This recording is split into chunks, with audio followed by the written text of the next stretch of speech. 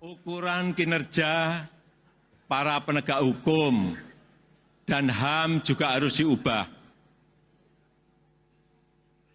termasuk kinerja pemberantasan korupsi. Penegakan hukum yang keras harus didukung. Penegakan HAM yang tegas harus diapresiasi. Tetapi keberhasilan para penegak hukum bukan hanya diukur dari berapa kasus yang diangkat. Dan bukan hanya berapa orang yang dipenjarakan.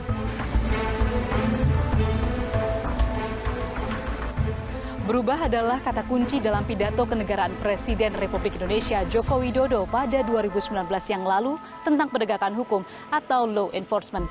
Maka sudah sepatutnya dan sewajarnya penegakan hukum di Indonesia berubah. Namun apakah dalam 1 tahun terakhir ini penegakan hukum Indonesia berubah? CNN Indonesia mencatat justru penegakan hukum di Indonesia dalam 1 tahun terakhir menimbulkan berbagai polemik. Salah satunya adalah kasus Joko Chandra. 11 tahun menghilang, Joko Chandra menghebohkan penegakan hukum di Indonesia pada akhir Juni 2020 yang lalu. Joko Chandra merupakan terpidana kasus pengalihan hak tagih Bank Bali yang masuk dalam daftar pencarian orang sejak 2009 silam. Kasusnya kembali muncul dan mencoreng penegakan hukum Indonesia setelah Jaksa Agung ST Burhanuddin menyebut Joko Chandra telah berada di Indonesia selama 3 bulan. Brigjen Pol Prasetyo Utomo pun ditetapkan sebagai tersangka karena terbukti membantu penerbitan surat rekomendasi Joko Chandra selama berada di Indonesia. Tak hanya Kepolisian Republik Indonesia sebagai lembaga penegak hukum yang tercoreng, Kejaksaan Agung tak luput dari tinta merah terkait kasus Joko Chandra. Jaksa Pinangki Sirna Malasari menjadi tersangka pada 12 Agustus 2020 usai terbukti turut membantu Joko Chandra. Polemik penegakan hukum kedua ialah mengenai kasus penyiraman penyidik senior Komisi Pemberantasan Korupsi Novel Baswedan. Kasus ini memang tengah masuk ke dalam babak yang baru dengan vonis yang dijatuhkan kepada Rahmat Kadir Mahulete dan juga Roni Bugis pada 16 Juli 2020. Meski telah dijatuhi vonis, namun dalam proses persidangannya Indonesian Corruption Watch menilai ada sejumlah kejanggalan. Kasus penyerangan Novel Baswedan juga merupakan cermin pelanggaran hak asasi manusia atau HAM yang turut disebut Presiden harus ditegakkan dengan tegas. Polemik ketiga adalah mengenai pemberantasan korupsi. Pemberantasan korupsi juga disebutkan Presiden Joko Widodo dalam pidato kenegaraan 2019 yang lalu, di mana Presiden menyatakan pemberantasan korupsi tidak hanya diukur dari berapa jumlah yang ditangkap, tetapi berapa aset negara yang dapat dikembalikan. Namun mengembalikan aset negara tentu juga meretas nasib bagaimana penangkapan terhadap buron-buron KPK yang hingga saat ini masih banyak yang belum tertangkap. Sejumlah buron yang masih belum ditangkap oleh KPK ialah tersangka kasus dugaan suap anggota DPR RI pengganti antar waktu Harun Masiku. Yang kedua adalah Samin Tan. Ia terlibat dalam pemberian suap pada anggota DPR RI fraksi Golkar Eni Saragih terkait pengurusan terminasi kontrak perjanjian karya pengusahaan pertambangan batubara. Buron ketiga ialah Samsul dan juga Icih Nur Salim merupakan DPO kasus bantuan likuiditas Bank Indonesia atau BLBI. Tersangka berikutnya ialah kasus dugaan korupsi pelaksanaan proyek pembangunan dermaga Sabang tahun 2006-2011 Izil Ashar alias Ayah Merin. Polemik penegakan hukum berikutnya adalah mengenai tindakan represif yang kerap kali dianggap dilakukan oleh sejumlah aparat penegak hukum. Kata makar juga acap kali terdengar dalam 1 tahun terakhir berdengung di antara masyarakat. Komisi untuk Orang Hilang dan Korban Tindak Kekerasan atau Kontras menyebut penangkapan aktivis seperti Raffio Patra beberapa waktu lalu dan juga Jering SID menjadi langkah mundur demokrasi. Tak hanya itu, Kontras juga mencatat sedikitnya 287 orang tewas akibat tindakan represif yang disebut sebagai tindakan tegas penegakan hukum. Kriminalisasi, ya. Dari salah satunya misalnya kasus Raffio Patra, kemudian ada Jens juga di Bali. Nah ini menunjukkan situasi penegakan hukum kita belum menunjukkan situasi yang baik dan memberikan rasa keadilan bagi warga sipil yang ingin menyampaikan sikap-sikap kritisnya. Tak semuanya merah membara, ada prestasi yang ditorehkan dalam penegakan hukum di Indonesia 1 tahun terakhir. Kepolisian Republik Indonesia merupakan lembaga penegak hukum yang menorehkan sejumlah prestasi 1 tahun terakhir ini. Seperti dalam ketegasan Kapolri Jenderal Idam Aziz yang memilih memberhentikan Brigjen Pol Prasetyo Utomo karena terbukti telah membantu pelarian dan juga keluar masuknya Joko Chandra di Indonesia.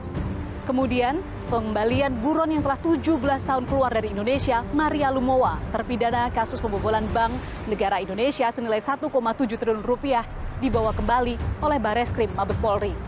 Selanjutnya masih dari Kepolisian Republik Indonesia, ada prestasi yang ditorahkan Bareskrim Mabes Polri yang dipimpin langsung oleh Kabareskrim Komjen Pol Listio Sigit Prabowo yang menangkap kembali Joko Chandra dan dibawa ke Indonesia.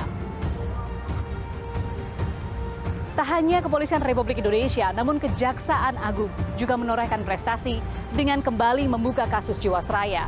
Melakukan penegakan hukum memang tak semudah membalikan telapak tangan, apalagi di era pandemi seperti saat ini. Namun tentu hukum memang harus ditegakkan sehingga keadilan sosial bagi rakyat Indonesia betul-betul dapat dirasakan. Maria Sarjana, Andika Suramanto, Jakarta.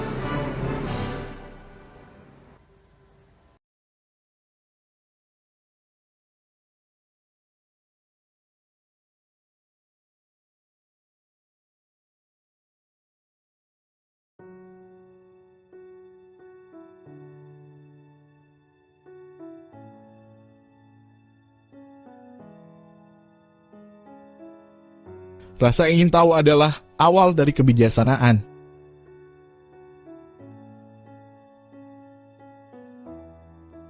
Satu-satunya kebijaksanaan sejati adalah mengetahui bahwa kamu tidak tahu apa-apa.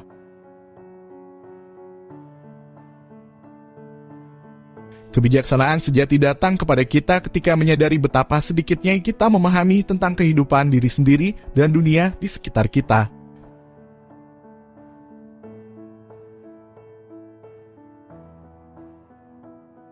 Manusia terdiri dari dua jenis orang. Orang bijak yang tahu mereka bodoh, dan orang bodoh yang menganggap mereka bijak.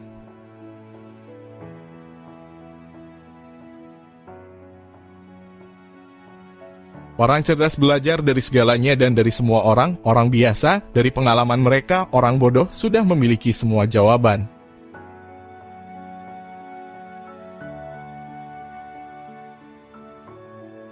Ketika kamu menginginkan kebijaksanaan dan wawasan sebesar kamu ingin bernapas, saat itulah kamu akan memilikinya.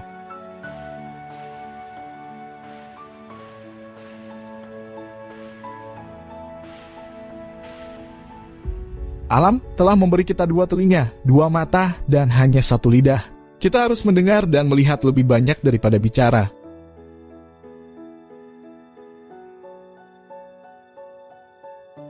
Cobalah dulu, baru cerita.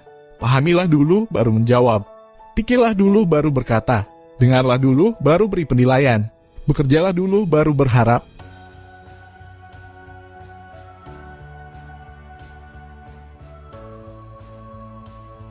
Pikiran kuat membicarakan ide. Pikiran rata-rata membicarakan peristiwa.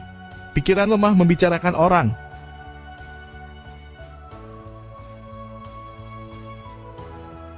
Ingat, apa yang tidak pantas untuk dilakukan juga tidak pantas untuk dibicarakan.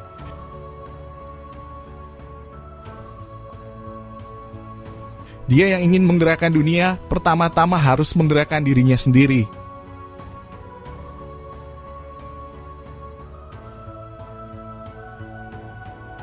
Bukan kehidupan, melainkan kehidupan yang baik yang harus dihargai.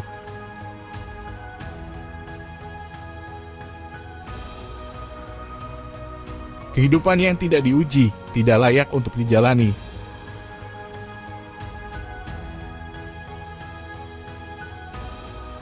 Kesejahteraan memberikan peringatan, sedangkan bencana memberi nasihat. Jatuh bukan kegagalan. Kegagalan adalah ketika kamu terdiam di tempatmu jatuh.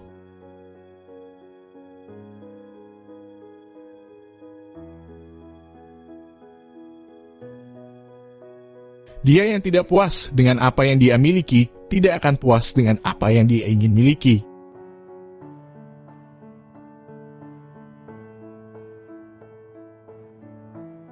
Jika seseorang bangga akan kekayaannya, dia tidak boleh dipuji, sampai diketahui bagaimana dia menggunakannya. Rahasia kebahagiaan tidak ditemukan dalam mencari lebih banyak, tetapi dalam mengembangkan kemampuan untuk menikmati yang sedikit.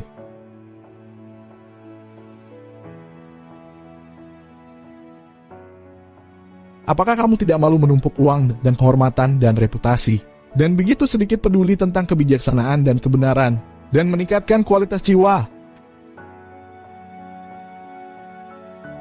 Jangan senang ketika orang-orang memuji semua kata-kata dan tindakanmu, tetapi lebih hargai yang berbaik hati menegur kesalahanmu.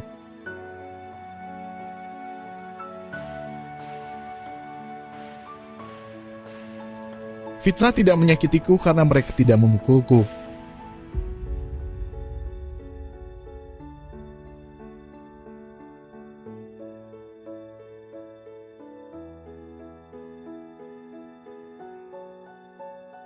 Ingat, tidak ada kondisi manusia yang permanen. Maka, kamu tidak boleh terlalu senang dengan nasib baik atau terlalu bersedih dalam nasib buruk.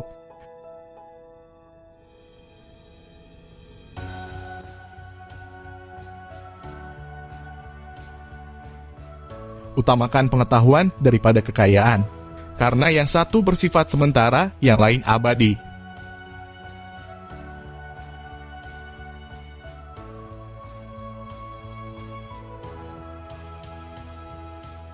Cara terdekat untuk mencapai kejayaan adalah berusaha menjadi apa yang kamu inginkan.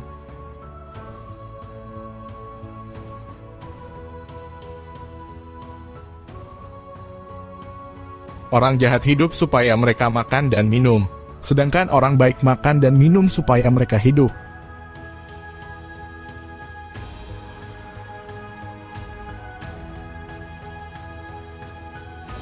Janganlah engkau menceritakan isi jiwamu kepada orang lain, karena sungguh jelek orang yang menaruh hartanya di rumah dan memamerkan isinya.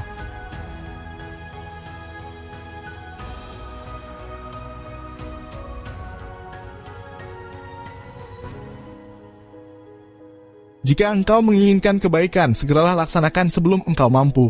Tetapi jika engkau menginginkan kejelekan, segeralah hardik jiwamu karena telah menginginkannya.